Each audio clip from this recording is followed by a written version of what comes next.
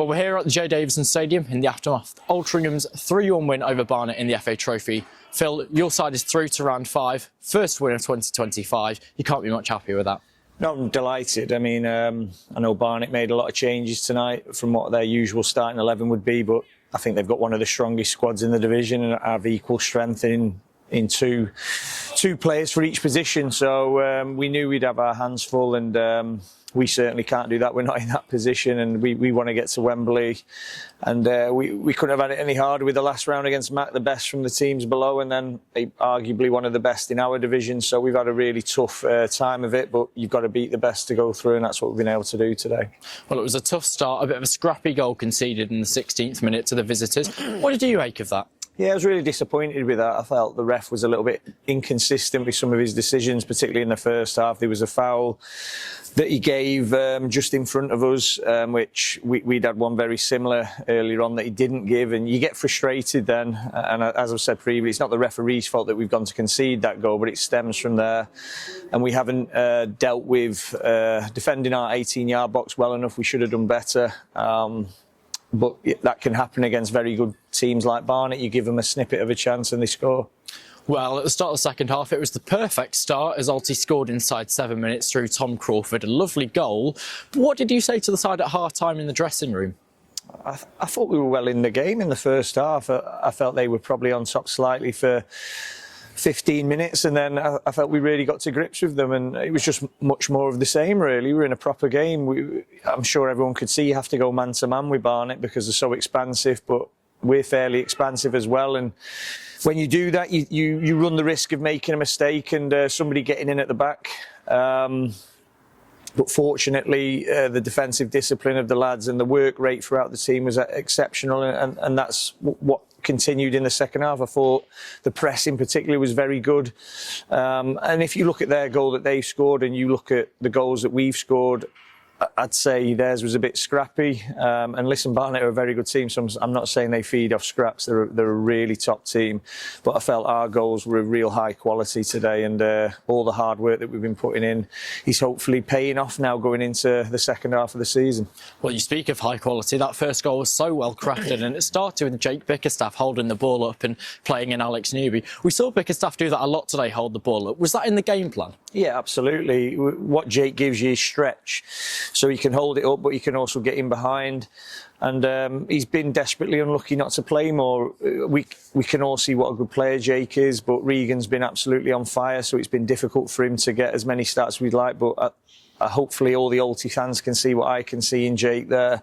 A player who will give everything on the pitch, and he's desperately unlucky he's not scored a goal. I mean, he had one that flashed over the bar from a set piece, but the work rate, the willingness to run in behind, not many players are willing to do that. Well, the pressure built and the second goal came through Tom Crawford. 2 goals for him today.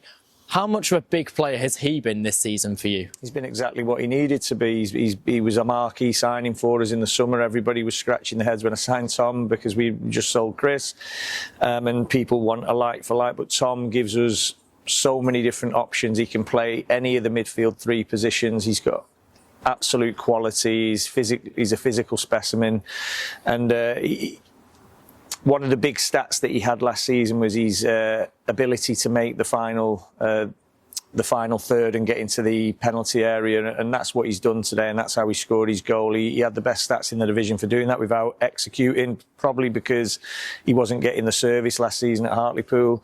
Now we're able to get him into them areas when we're playing him a little bit more advanced, and you can see the output. So he was superb today. Well, Alex Newby missed a really good chance just before that Crawford goal going in and one-on-one. He got that one wrong, but for the third, he got it absolutely right. Played in Joe Nuttall for a tap-in. How much of that experience that Newby has and that creative element is important to this side? It's massive for us. Alex Newby's an absolute quality player, and what he gives us is that end product. I mean, I say that, and he's probably missed 5 1v1s today, or made a different decision compared to the last one, but the important one that he's made has got us over the line. Well, in this competition at this stage last year, we went out to Kidderminster Harriers, so you're through to round 5. Was there an aspiration at the start of the season that this competition would be one that you'd go far in. It always is. I think at Altrincham we have to focus on the cups as heavily as possible. Like I said, we don't have the luxury of rotating as heavily as what Dean's done there, and he'll probably look at it.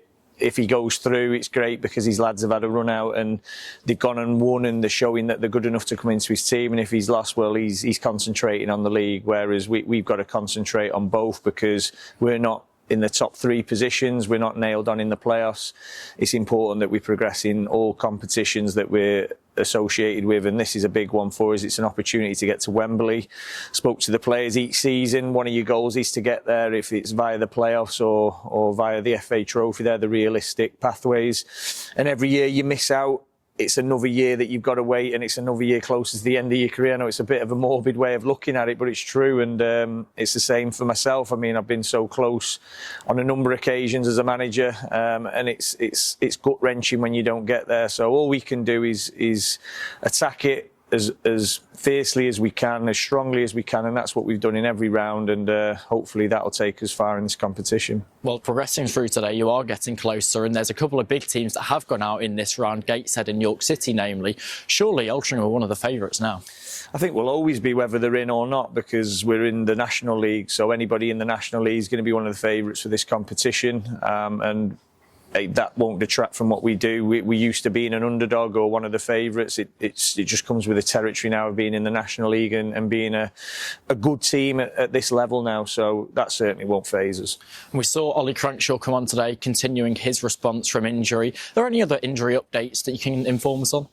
No, I would like to touch on that, though. I was really pleased with the impact of the subs. Obviously, Ollie, that's the first bit of game time he's had for a long period of time, and I think everyone can see it's well worth the wait and how patient we've been with him, because he looked really good when he come on, and there's so much more to come from him. And as soon as he come on, we scored. I know he didn't contribute to it, and then Joe Nuttall coming on as well, scoring pretty much within seconds of coming on.